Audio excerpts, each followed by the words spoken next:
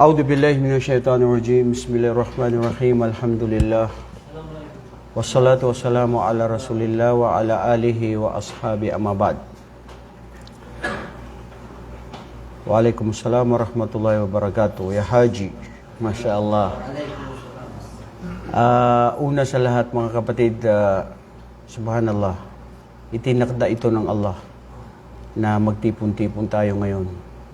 Wala ito sa programa ninyo at ako. Nagpray ako dito ng Maghrib kanina, tapos pinasama ko rito ni Brother Ali, at sabi ko kay Abdurrahman Bais, sabi ko sa kanya, anong mga subject nila dyan, gusto ko makinig. Ayoko kasi, Brother Yusuf De Leon, na yung lagi ka na lang ikaw ang nagsasalita. Kasi bro, yung mga nagsasalita, kukunti lang yung natututunan nun. Kasi ang ibabahagi lang nila kung ano yung alam nila. Samantala ikaw na nakikinig, nadadagdagan ang kaalaman mo. At kasama ka pati, wallah wa yatadarasunahu fima bainahum illa nazalat alayhimus sakinah. Mga kapatid, ang hadith na ito na napakahalaga, na dapat natin ito pakatandaan sa buong buhay natin na inaalay natin dito sa mundo. Anumang uring pagtitipon na meron kayo sa opisina, pagtitipon ng reunion ng pamilya, pagtitipon ng kasiyahan, oo, nandyan lahat yung inaasam natin na masaya, makikita mo yung Mujahid, Masya Allah. Nabara, apelido mo? Hindi. Abdullah. Tapos kayo po ay? Abdullah Mujahid lang, Masya Allah. Yung anak ko, pangalan niya Mujahid. Yung sa muna ni Abu Mujahid. So, sabi ko kanina, ay ituloy na lang niya. Isipin mo, pinrint ko 2 oras, Sheikh Omar. 2 oras. Habang piniprint ko siya, dumating sa isip ko, di ko alam, ba't dumating yun sa isip ko? Sabi ko, ano kaya kung mamatay ako dito sa oras na nagpaprint ako? Kasi bro, so sabi ko sa sarili ko, na-miss ko ang mga brothers, na-miss ko ang pag-aaral. Kailan pa ako magtuturo? Sa Friday pa. So sabi ko, nung Hajj kami, sabi ko kay Brother Abdurrahman, gusto ko bisitahin kayo dun. So ito na nga, itinalaga ng Allah subhanahu wa ta'ala sa atin ang pagtitipong ito. So ang ginawa ko, mga kapatid, isa kang engineer, isa kang karpentero, isa kang T-boy, isa kang sekretary katulad ko, isa kang dai, isa kang sheikh, isa kang mayaman. Ano yung tunay na dapat nating pag-unahan dito sa mundo? Pagpaligsahan. Rakibun, istadaltu tahta sajar, tumaraha wa tarakt. Fima ma'na fi hadal hadith. Tignan niyo si Propeta sallallahu alaihi wasallam. At yan tayo dapat, mga kapatid, pagninilay-nilay sa sarili. Sabi ni Propeta, ano nga ba ako dito sa mundo? Maliban sa ako ay isang naglalakbay, napadaan sa isang punong kahoy, nagpahinga. Ang mundong ito, anuman ang tipunin mo, iiwanan mo. Sino yung mga mahal mo sa buhay? Magulang mo, asawa, anak, kapatid, kamag-anak, kaibigan.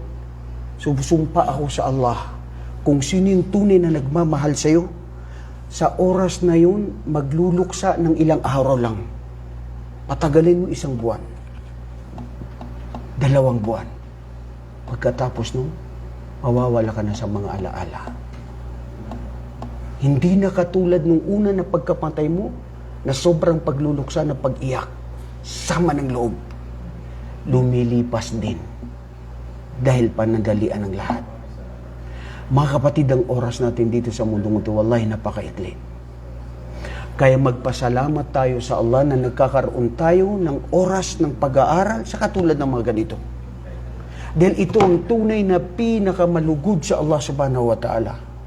Wallahi, kung hindi lang ako kanina tinawag ni Abdurrahman at naputo lang pagsalsalita ni Abdullah Mujahid, gustong-gusto ko na makinig.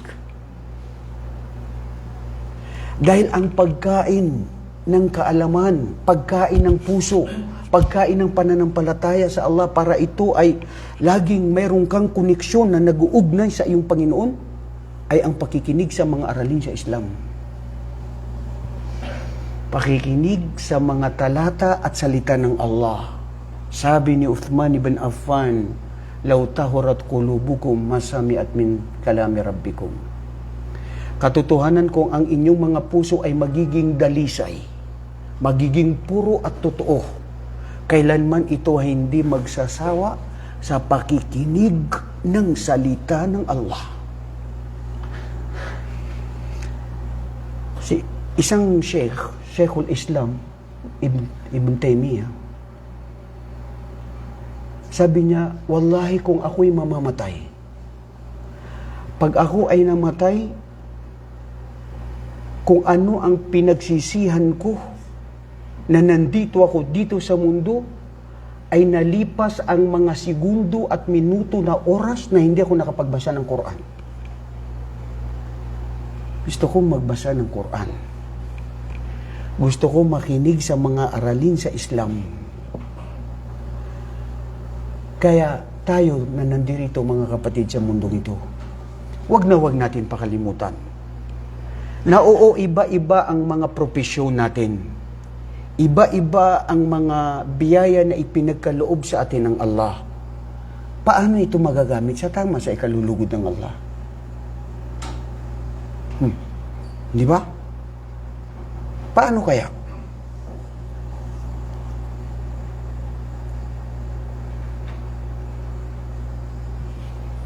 Engineer.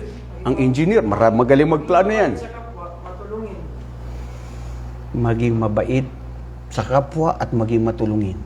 Bilang engineer, paano mo maisasagawa ang iyong trabaho na kalugod-lugod sa Allah na magiging pagsamba? Yan ang katanungan. Kasi lahat tayo, we have given different talents and knowledge and skills. And this is from Allah subhanahu wa ta'ala. وَذَلِكَ فَضْلُ اللَّهِ يُؤْتِيهِ مَن يَشَاءُ. And these are the blessings of Allah that He has given in each and every one of us. Mayroon ka na wala ako. Mayroon siya na wala tayo. Mayroon ako na wala ka. Iba-iba. Paano mo magagamit kung anong meron ka, maliit o malaki, na ito ay magiging kalugod-lugod sa Allah at magiging pagsamba para maging makatuwiran at mailagay natin sa tama ang hikma daw an tada'a shay'an fi makanihi al-munasib. Ang hikma na pagiging makatarungan ay ang ilagay mo ang isang bagay sa tama niyang pagkakalagyan. Nilikha tayo ng Allah dito sa mundo na para sambahin siya. Paano natin mailalagay ang ating buhay bilang isang engineer, bilang isang doktor, bilang isang attorney, bilang isang nagtuturo, bilang isang estudyante, bilang isang anumang trabaho, anong meron ka, na paano ito magiging pagsamba sa Allah? Dahil ang karamihan na nagamit nila itong mga ito ay pagtulong sa kapwa, pagiging mabuti sa kapwa, lahat ng alam natin na gusto nila. Pero sablay at hindi makatotohanan na ito ay para sa Allah. So paano siya ngayon? Bilang isang engineer, how do you place your profession to be a most beloved in the sight of Allah? Di ba? Kailangan yung bro. Kasi wallahi, sayang ang oras natin. Sayang ang panahon natin. At huwag nyo rin sabihin na ikaw ay nagtuturo, ikaw ay isang ustad, ikaw ay nasa tama na masyaallah malaki ang level mo. Kasi maari umaasa-asam ka, inaasam-asam mo na malaki ang makukuha mo sa araw ng paghukom. Yun pala pagdating mo dun sa paghukom, sifr. Mamana sifr, mafi shay, khalas, antaro, barra. Maraming ganyan bro.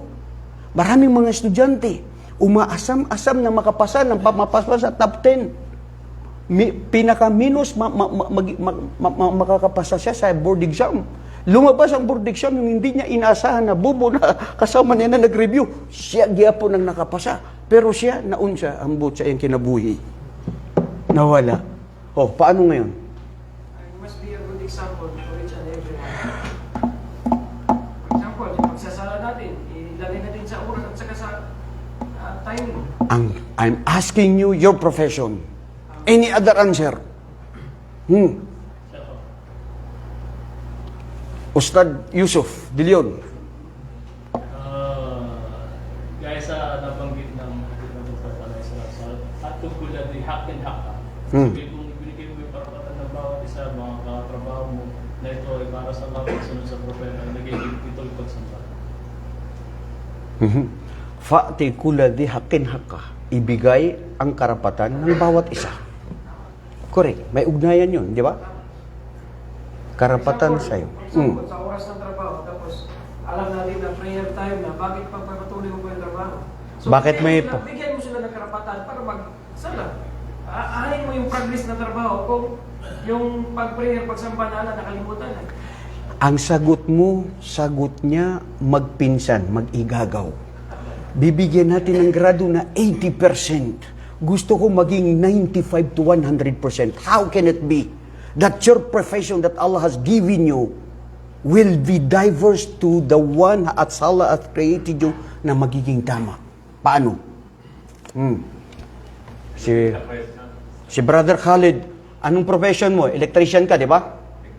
Technician, mashallah. Bro, thank you. Jazakallah khairan. Paano mo magagamit ang profession mo na maging kalugod-lugod na magiging pagsamba sa Allah?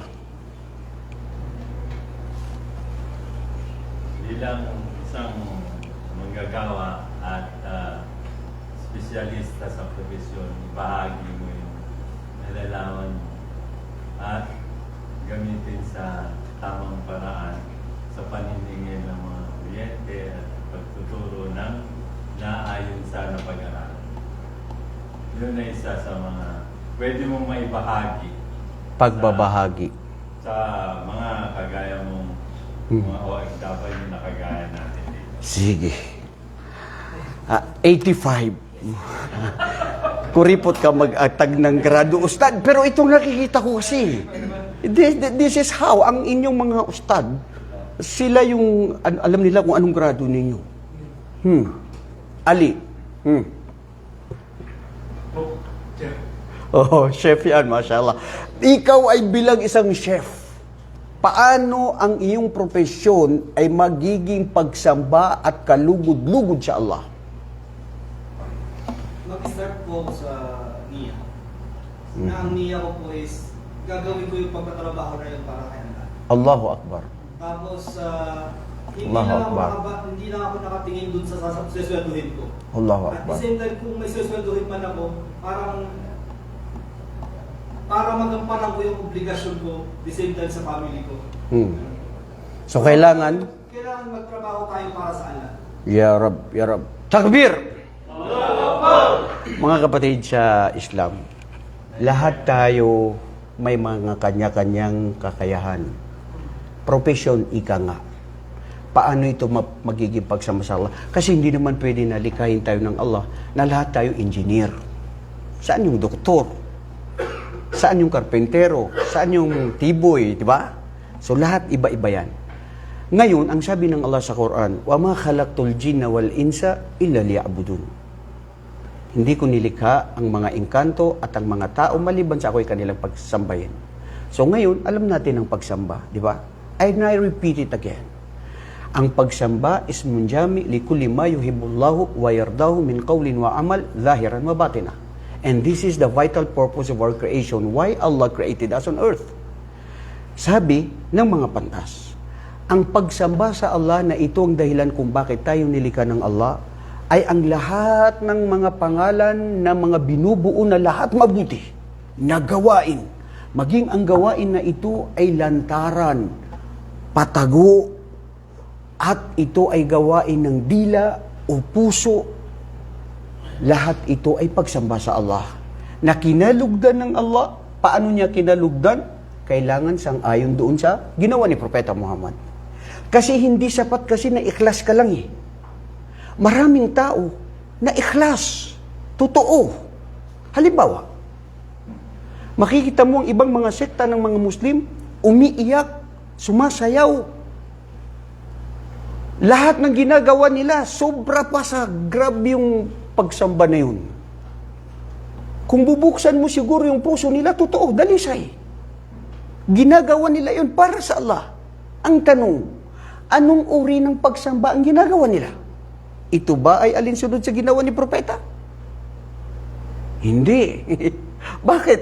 Kasi pabago. Man ahdatha fi amrina, falaysa minna fahuwa rad.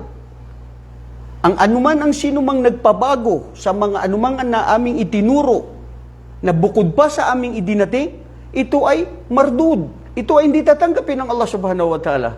So, ibig sabihin, kahit anong ikhlas pa yan ang ginagawa mo, kahit anong kabutihan pa yan na ginagawa mo, pero kung hindi alinsunod sa utos ni Propeta na kanyang sunna na gawain, doon lamang siya magiging makatotohanan na magiging pagsamba sa Allah subhanahu wa ta'ala. Ngayon, as an engineer and as a doctor, I am mukhlis. Paano ko ngayon gagawin na magiging sunod si Propeta Muhammad? Oh, diyan papasok ngayon yun. Di ba? Nandun na tayo sa ikhlas. Sincere na ako kasi bro, after all, and at the end of the day, you cannot judge me what is in my heart. Because Allah, the one who created me, knows me. And He knows me in the day of judgment. Kung totoo ako, hindi. Kaya kahit sino sa inyo, wala tayong karapatan na husgahan ng kapwa natin. Dahil hindi natin alam kung anong nasa loobin ng puso ng bawat isa. Pero ngayon, ikhlas na tayo. Bilang isang doktor, bilang isang engineer, bilang electrician, bilang chef. So ngayon, paano kung mai-apply yung sunnah ni Propeta Muhammad sallallahu alaihi wasallam in my own profession? Tama? Papaano bro? Tigasaan ka sa atin. Bakit ka nakasuot ng sundalo? Ha? Sundalo ba ito? Mayroon tayong mga sundalo, mga rebelde, mga mashallah. Bro, tigasaan ka sa atin sa Maguindanao. Oh. Ano yung tanong ko sa'yo?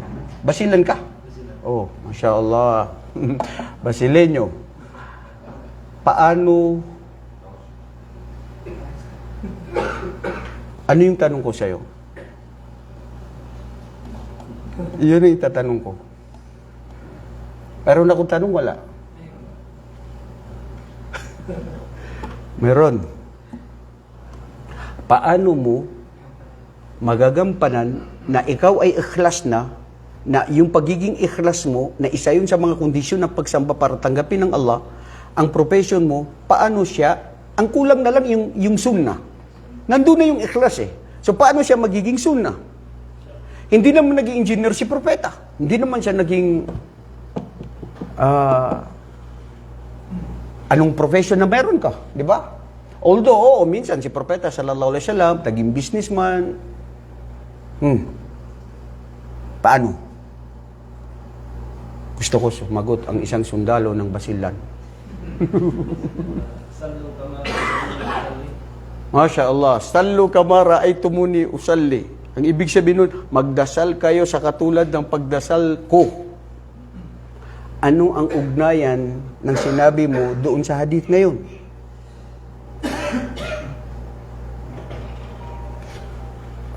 Malalim ang inisip mo, bro. Ikaw, na may salamin na nandito sa kanyang ulo. Paano, bro?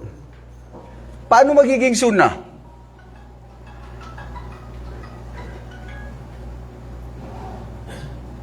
Allah, ang ganda ng tinuturo sa inyo ni Abdullah Mujahid. Aqsamul Hadith. One of my favorite subjects. O ano? Suko na? Ayaw? Ayaw ka matag? Ha? Nag-inom ka ng kape kanina. Pakinggan natin si Ustad Yusuf. Sige, Yusuf. Kailangan na ay kailangan. Kapag siya ay nagtrabaho, ay ginagawa niya mga masayang pagkakas. Ano bang profesyon, ano bang gawain niya. Very good. At ginagawa niya na. Very good. May ugnayan yan. May ugnayan yan. Kasi ang hadith ni propeta, sinabi niya, ay, Inna Allah yuhibbul abda ida amila amalan ay yutqina. Si Allah subhanahu wa ta'ala ay mahal niya ang lahat ng sinumang sa kanyang mga alipin, na pag ang kanilang gawain ay ginagawa nila na pinaguhusayan nila ng mabuti. Pag pinaghusayan mo ng mabuti bilang engineer, pinagtrabahuan mo mabuti ang trabaho mo, yan ay isang uri ng pagsamba sa Allah. Nakalugod-lugod sa Allah. Now, paano natin magagamit ang profesyon natin na ikhlas na tayo na magiging sunnah? Halimbawa ako, ano bang trabaho mo, Ustad? Secretary lang naman. Taga-sulat, taga-xerox, taga-tawag, itatransfer yung tawag, paggawa ng mga correspondence, pag-arrange ng mga meetings, mga meeting minutes, tapos pag-reply ng mga letters, Arabic or ano. Paano siya magiging sunnah? Okay. Magiging sunnah siya. Nauna, nandun ako sa ikhlas, magiging sunnah siya basta ang aking gagawin ay, Ya Allah, ang pagsamba ko ngayon sa'yo ay sa uri ng aking mga gawain na ito na mabuti na inaalay ko sa'yo. Papaano? Una, pinagbubutihan ko ang trabaho ko dahil para sa'yo, Ya Allah. Check. Pangalawa, ikhlas ako para sa iyo, Ya Allah. Pangatlo, lahat, bago ako magsasabi, bago ako magsisimula, Bismillah. Kanina dumaan sa akin yung isang babae na mudir, napakabata niya, ang ganda niya, nakita ko, Astaghfirullah. Pagsamba sa Allah. Bro, yes. Hindi mo sinadya na nakita siya. Inadaan lang siya. O, binulkad mo yung mata mo, huwag ka na tumingin uli. Di ba? Ang mahirap kung titingin ka pa uli. Haram na yun. So, ibig sabihin, bro, ano man ang profession natin, magagamit ito na ikhlas, nandoon na dahil ang na-ikhlas, ang puso ang nakakaalam, si Allah ang nakakaalam yan. Pangalawa, alamin natin ang mga turo ni Propeta Muhammad. Kung bakit tayo nag-aaral ng hadith, bakit tayo nag-aaral ng sira, dahil si Propeta sallallahu alaihi wasallam, paano siya nakitungo? Bilang isang engineer, paano mo magagamit ang isang sunnah? Dumaan sa iyo ang mga kapwa mo, gusto makipag-usap sa iyo, nagsalam sila, nagsalam ka, ngumiti ka na agad. Nag-smile ka lang, bro. Bakit? Kasi, sabi ni Propeta sallallahu alaihi wasallam, la tahqiranna minal ma'rufi syai'a, walau antal ka akhaka biwajhin taliq. Huwag na huwag kayong magkait ng maliit na mga gawain. Maski makita mo na lang o makita mo ang kapatid mo na mayroon kang maaliwalas na pagmumukha. Pakita mo yung kapatid mo, bro, mashallah, tigas ka bro. Sundalo ka pre, anong meron ka dyan? Doon nagkakalapit na bro yung puso. Dahil ngumiti ako sa'yo. Huwag yung nakita mo yung kapatid mo, tapos hindi mo pinansin, tapos akala mo pa sa kanya, nagdududa ka, o di kaya akala mo sa sarili mo, mataas ka kaysa sa kanya, wala yun sa sunnah. Diba bro? Lumapit sa iyo ang kapatid mo bilang isang doktor. Doktor, ito ang sakit ko. Gagawin mo ng mabuti ang pagiging profession mo na ibibigay mo ang tamang gamot. With due respect, may mga doktor na minsan na gusto nila na ibigay nilang gamot na paracetamol lang. Kasi babalik ka na naman uli sa kanya, gusto na naman nila na babalik ka na naman doon sa kanila. Katulad ng, di ko makalimutan dito kay kapatid na Khalid. Sabi ko, Khalid, pinarepair ko na yung aircon ko na naka 3 months ago, na maingay. Tapos ngayon, bumalik na naman ng ingay. And in-explain niya, kasi mayroong 5 reals na inilalagay, mayroong 20 reals. Pag 20 reals, matagal na yun, 3 years.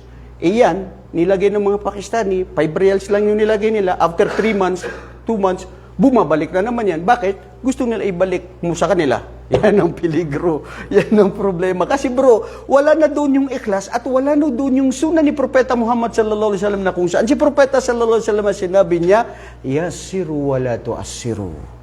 Magpadali kayo sa mga tao at huwag kayo magpahirap sa mga tao. Alam mo na ito ang may tutulong mo sa kapwa, gawin mo agad. Huwag mo papahirapan. Huwag ka pa magkuripot na alam mong na hindi mo may bigay ng buong buo. Mga kapatid, wallahi, kung bakit tayo nandirito sa mundo, dahil ang mission natin ay para kaluguran tayo ng Allah, para mahalin tayo ng Allah subhanahu wa ta'ala, sa pamamagitan ng ikhlas, sa pamamagitan ng sunan ni Propeta Muhammad sallallahu alaihi wasallam, sa pamamagitan ng pag-aaral na ito, dito natin natutuklasan. Walang pinakamasarap, maganda na pagtitipon na naganap sa buhay natin ay ang pagtitipon sa kaalaman. Huwag natin sayangin ang mga sandali na minsan tayo ay walang nagagawa sa ating mga oras. Gamitin ito lagi sa ikalulugod ng Allah subhanahu wa ta'ala dahil may oras na hindi mo na magagampanan ang gusto mong gampanan. Maari may sakit ka na, ilang mga tao na nandyan sa ospital, hindi makagalaw. Sayang lang, ilang taon, ilang buwan nandyan, hindi makagalaw, hindi makapagdasal, hindi maka-attend ng mga ganitong mga pag-aaral. So gamitin natin ang oras natin sa mundong ito. Sabi ng Allah sa Quran, wa'bud rabbaka hatta ya'tiyakal yaqin. Sambahin nyo ang Allah subhanahu wa ta'ala hanggang dumating sa inyo ang kamatayan. Ang buhay natin mga kapatid, balik Islam ka man, born Muslim ka man, ito ay lahat pagsamba sa Allah. Kaya dapat natin ito gamitin lahat sa ikalulugod ng Allah subhanahu wa ta'ala. Mag-aral mga kapatid. Wallahi itong pagtitipon na ito, napakasarap ang pag-aaral. Napakasarap makinig, napakasarap magturo, dahil ito ang tunay na yaman. Doon sa libingan hanggang sa araw ng paghukom. Jazakumullahu khairan, barakallahu fikum. Mga kapatid, hanggang sa muli sana ay kalugdan tayo ng Allah at tanggapin ang ating mga mabubuting gawain. Allahumma amin. Subhanakallahumma wa bihamdik asyhadu an la ilaha illa anta astaghfiruka wa atubu ilaik. Assalamualaikum warahmatullahi wabarakatuh.